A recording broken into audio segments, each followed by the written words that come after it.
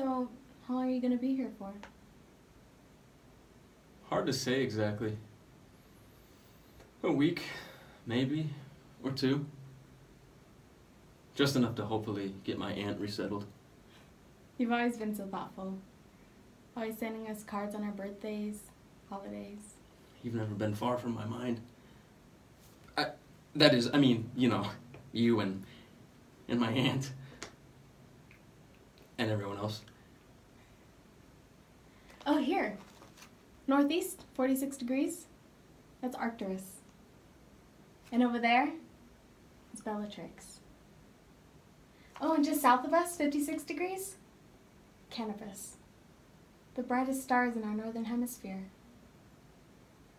Harper, Hmm? I'm awfully glad nothing's changed about you. Nothing? Well, no, I mean, you're different, of course. But in some ways, you're exactly the same. You're still interested in things that are, like, out of the ordinary. Extraordinary things. Like, you always were. Yeah. Me with her head in the clouds. You come up here often? Only after hours, when the park's closed. Temperature's dropping. You should have dressed warmer. Oh, I'm alright. I just left my sweater in the stand. Oh no, that's okay. No, please, you're shivering. No, I'm alright.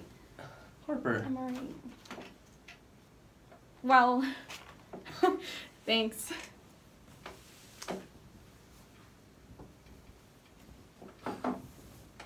That scar on your knee, it's from... Third grade recess. I always hated recess. Me too. Eddie Blunt. It was him, wasn't it? He always loved to pick a fight. I mouthed back at him and he pushed me off the monkey bars. And then you came and used your sleeve on your jacket to help wipe up the blood and help me to my feet. The boys sure had it in for you after that. They had it in for me from day one.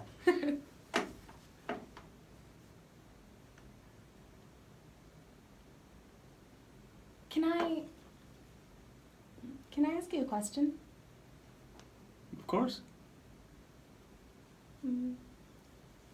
As someone who reads your comic strip, it's crossed my mind more than once that, well, do you think the Phantom Ace gets just a bit lonely sometimes? What do you mean? Well, he sacrifices himself so much for saving the day and helping people, but in the end, well, he's alone. You think he needs to fall in love? Well, I didn't really exactly think of it in those terms, but yes, maybe. For him, falling in love would be nothing less than an act of... It would render him mortally vulnerable. See? And, well, my superhuman powers of telepathy and invisibility, they would be considerably weakened, compromised. What? You just said my superhuman powers. No. Did I? Really? Yeah. Must be the altitude.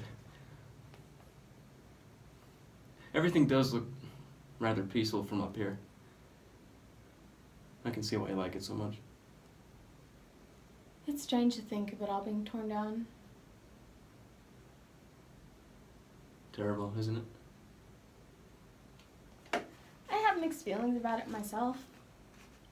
I mean, don't get me wrong, I love the place and I love the magic of it, but on the other hand, it is 1964.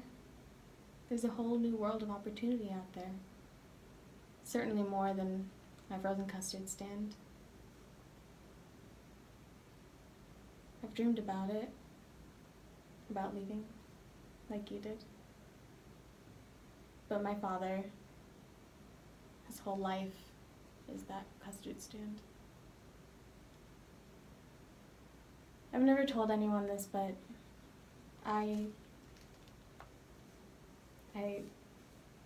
turned down the scholarship for NYU. You did? I was worried what it would do to my dad. I don't think he's ever gotten over the way my mom left, and he's depended on me a lot these past few years, managing things. So, Harper, I had no idea. life. We make adjustments, right? What would it look like? What? The life of your dreams. I'd be an astrophysicist. Sometimes, when I look up there, up into the void, I find something of myself that I thought I'd lost, and I almost forget to catch my breath.